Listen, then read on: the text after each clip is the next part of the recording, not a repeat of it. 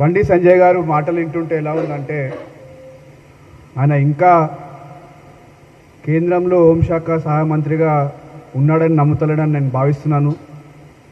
ఎందుకంటే ఆయన మాట్లాడిన ప్రతి మాట కూడా మా హైదరాబాద్లో బస్తీలలో కూర్చొని మేము అరుగుల మీద మాట్లాడుకున్నట్టుంది.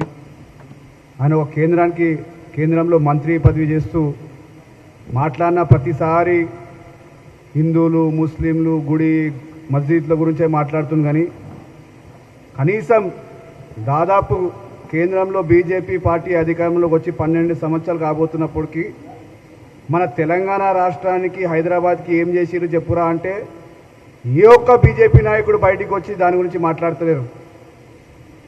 కేవలం ఏదో ఒక కాంట్రవర్సీ క్రియేట్ చేయాలి, ఏదో విధంగా హిందూ సోదరులను రెచ్చగొట్టాలి, ఏదో విధంగా యూత్ అందరినీ కూడా మిస్లీడ్ చేయడానికి ప్రయత్నం చేస్తున్నారు. మొన్న మా నాయకుడు రాహుల్ గాంధీ గారు ఏదైతే ప్రాక్టికల్గా ఏదైతే జరిగినాయో గత లోక్సభ ఎలక్షన్స్లో దాన్ని ఎవిడెంట్తో పాటు బయట పెడితే, అదేవిధంగా పార్లమెంట్లో ఎస్ఐఆర్ మీద చర్చకు రారు అంటే ఒక్కరోజు కూడా కనీసం నరేంద్ర మోడీ కావచ్చు, అమిత్ షా కావచ్చు, బీజేపీలో ఎవ్వరు కూడా దాని గురించి మాట్లాడడానికి సిద్ధంగానే లేరు.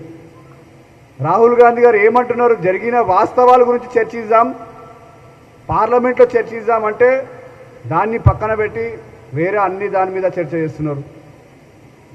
నిజంగా ఈరోజు బీజేపీ పార్టీ అధికారంలోకి ఎట్లొచ్చింది మనం అందరం కూడా ఒకసారి ఆలోచించి చూసినట్లయితే వాస్తవంగా కూడా ఈరోజు నరేంద్ర మోడీ ఈరోజు ప్రధానమంత్రి అయిందంటే ఒక దొంగతనంగా ఓట్లను దొంగతనం చేసి ఈరోజు నరేంద్ర మోడీ ప్రధానమంత్రి అయిన విషయాన్ని కూడా ఒకసారి మనం అందరం కూడా గుర్తు తెచ్చుకోవాల్సిన అవసరం ఉంది.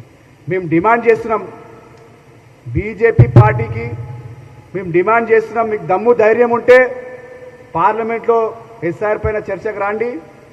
మీరు ఏం మాట్లాడతారో, ఏం వాస్తవాలు మాట్లాడతారో దేశ ప్రజలకు తెలియాల్సిన అవసరం ఉంది. మీరు ఈరోజు ఒకవైపు ఈడీ కావచ్చు, సిబిఐ కావచ్చు, సుప్రీంకోర్టు జడ్జీలను కావచ్చు, అదేవిధంగా ఫైనల్గా ఎలక్షన్ కమిషన్ అని కూడా ఈ విధంగా మీరు మిస్యూజ్ చేస్తున్నారంటే అంటే భారతదేశాన్ని ఏ వైపు తీసుకెళ్తారో దేశ ప్రజలందరూ కూడా ఒకసారి గమనించాల్సిన అవసరం ఉందని కూడా చెప్పడం జరుగుతుంది.